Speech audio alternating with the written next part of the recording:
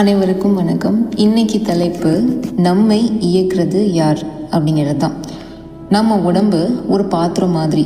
அதுக்குள்ளே இருக்கிற மனசு, புத்தி, எண்ணங்கள், உணர்வுகள், ஈவன் ஃபிசிக்கல் ஆர்கன்ஸ் எல்லாமே அதில் இருக்கிற அரிசி, தண்ணி, காய்கறி மாதிரி. இப்போ எப்படி அடுப்பில் நெருப்பு இல்லைன்னா சாப்பாடு வேகாதோ, அதே மாதிரி நம்ம வாழ்க்கையும் உண்மையில் இறைசக்தி இல்லைன்னா இயங்கவே முடியாது.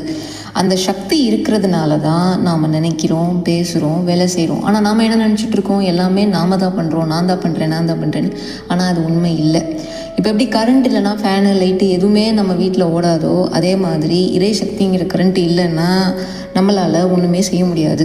இதை புரிஞ்சுக்கிட்டோன்னா நான் தான் எல்லாம் செய்கிறேன் அப்படிங்கிற அந்த அகங்காரம் கொஞ்சம் கொஞ்சமாக குறைஞ்சு எல்லாத்தையும் நடத்திக்கிட்டு இருக்கிறது அந்த இறை சக்தி தான் அப்படிங்கிற அந்த பணிவு தன்னால் வரும்.